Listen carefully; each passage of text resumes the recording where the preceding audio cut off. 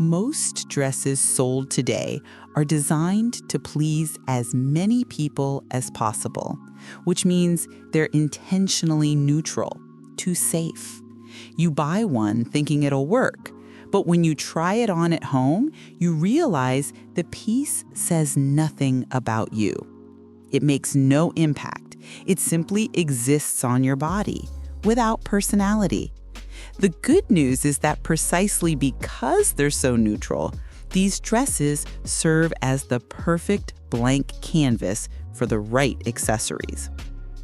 We're not talking about throwing on a random pretty necklace and hoping for the best. It's about understanding which pieces truly have the power to transform and how to use them strategically. And that's exactly what I'll teach you in this video. Before anything else, you need to understand what makes a dress boring in the first place. It's not just the lack of print or color.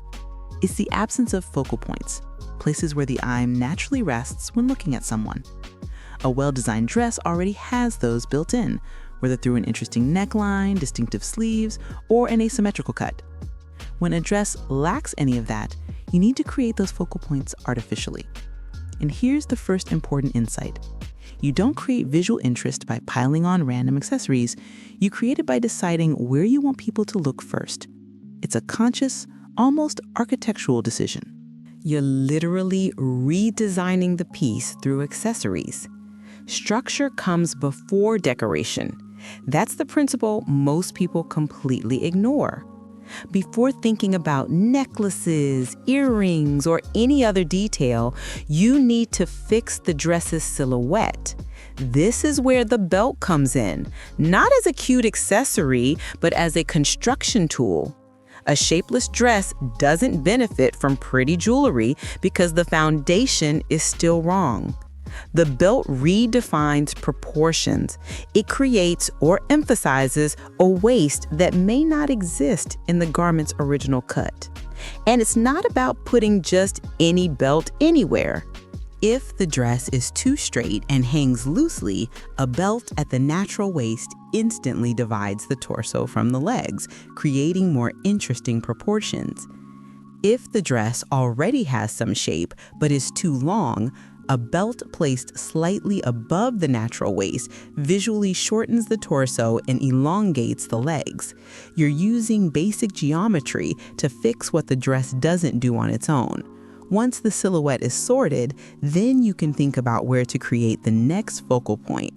And here comes a strategic choice that defines the rest of the look.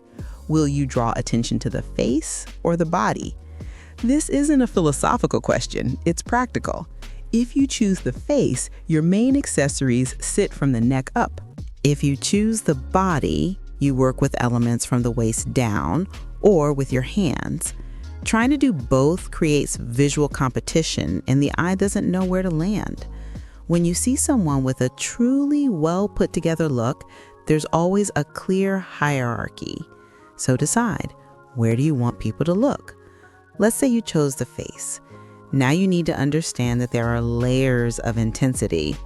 A big statement necklace is maximum intensity. It completely dominates the neck and chest area. If you go that route, your earrings automatically need to step back. They can be small studs, thin hoops, or even nothing at all. The classic mistake is wearing a huge necklace and equally flashy earrings. The result is pure visual clutter. But here's a trick few people use. If you want to create more interest without overwhelming, instead of one giant necklace, layer delicate ones. 3 chains of different lengths, each with its own personality, create depth without too much visual weight. The eye travels through the layers, keeping interest for longer. And because each chain is subtle on its own, you can still wear more noticeable earrings without looking overdone. Now, if you decided to focus on the face, but the dress has a neckline that doesn't suit necklaces, flip the script and put all the power in the earrings. But not just any earrings. Earrings with movement, ones that respond when you turn your head or lean forward. Large hoops, dangling chains, pieces with fringe that sway. These accessories create an almost cinematic effect.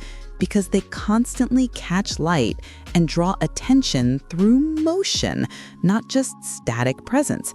It's fascinating how this works psychologically. People literally pay more attention to you because something dynamically interesting is happening. And here's a technical detail. The weight of the earrings matters a lot. If they're too heavy, you'll spend all your time adjusting them or feeling uncomfortable, and that completely ruins the confidence the accessory should inspire. Now let's move to the scenario where you choose not to focus on the face, but to create interest in the lower half of the body. This is especially smart when you have a dress with a high neckline or collar that naturally limits what you can do with jewelry. Here, shoes stop being just functional and become the centerpiece of the look. And I'm not talking about pretty shoes. I'm talking about shoes with character. A boot with metal detailing, oversized buckles, or contrasting textures like patent leather and suede in the same piece. A sculptural heel that draws attention with its architectural design. Even a chunky sneaker with unexpected color elements can be the statement you were missing. What you're doing is anchoring the look at the base, creating visual weight below that balances the simplicity above. And when you anchor the outfit in the shoes, the bag needs to talk to them, not match perfectly, that looks forced, but converse. If your shoes have gold metal details, a bag with a gold buckle or chain creates a repeated visual language. If you wore textured brown leather boots, a suede bag in the same tonal family establishes cohesion. But here's the smart move. If shoes and bag are siblings, not twins, you can add a third element to slightly break the monotony. A scarf tied to the bag handle that introduces a color not found anywhere else in the outfit, for example. That shows you built the look in layers, not just matched two pieces and called it a day. Now let's talk about the middle ground, when you don't want to bet everything on the face or the lower half, but prefer to distribute interest more evenly. Here comes the technique of strategic repetition. You choose one element, it could be a color, a metal type, or a texture, and repeat it in 3 different points on the body. For example, gold metal earrings, a thin gold belt, and sandals with a gold detail. What happens is the eye naturally travels among those 3 points, creating a visual triangle that keeps people looking. But pay attention. For this to work, the 3 elements need different intensities. If all 3 are equally bold, you're back to visual competition. So maybe the earrings are statement, the belt is subtle but noticeable, and the shoe detail is minimal. You create a progression, not identical repetition. The matter of color deserves its own discussion, because this is where many people go wrong thinking they're getting it right. If your dress is neutral, adding color through accessories is too obvious to be a universal solution. Sometimes, keeping everything in the same tonal family and playing with textures creates a much more sophisticated result. A beige dress with a caramel suede bag, a camel leather belt, and raffia sandals, all that builds a rich monochromatic look with depth through textures, not colors. Now, when you decide to inject color, don't do it halfway. A slightly colorful earring does nothing. It looks indecisive. If you're bringing color, bring it through a vibrant bag or a saturated shoe, something that truly acts as a punctum, that point that breaks the expected. There's one highly underestimated resource: accessories that create lines on the body. A long necklace that drops to the navel creates a vertical line that elongates the silhouette. A scarf tied so the ends fall diagonally cuts across the body, adding dynamism. Even a low-slung waist chain, the kind that sits on the hips, draws a horizontal line that can make a straight dress look like it has cutouts. What you're doing is using accessories like false seams, creating visual divisions where the dress fabric offers none. This is especially powerful on completely plain dresses without any design detailing. Let's also talk about the proportion between accessory volume and dress simplicity, because this is where a delicate balance lives. an extremely minimalist dress and handle maximalist accessories. That's true. But the reverse also works beautifully. Sometimes what a dull dress needs isn't more volume, but more precision. A beautifully sculptural ring, even if small, can have more impact than 3 big bracelets. An ultra-fine chain at the perfect length can be more effective than a poorly chastened statement necklace. Sophistication often lies in intelligent restraint, not abundance. You need to read the dress and understand what it's asking for, not apply a ready-made formula. And finally, there's the psychological factor no one talks about. An accessory only works if you wear it with intention.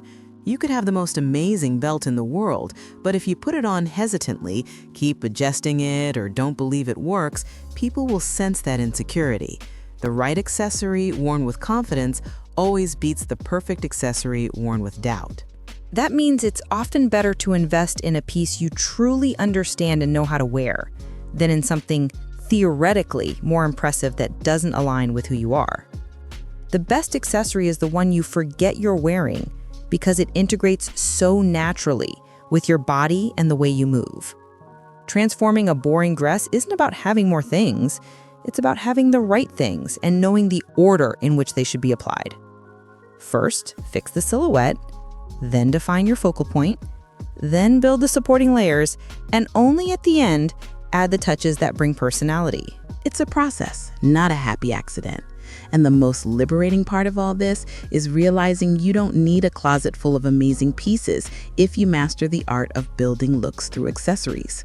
That basic black dress can become 10 different outfits depending on what you choose to add. Start by completing one look from belt to shoes, and only then try variations. Confidence comes from intentional repetition, not random luck.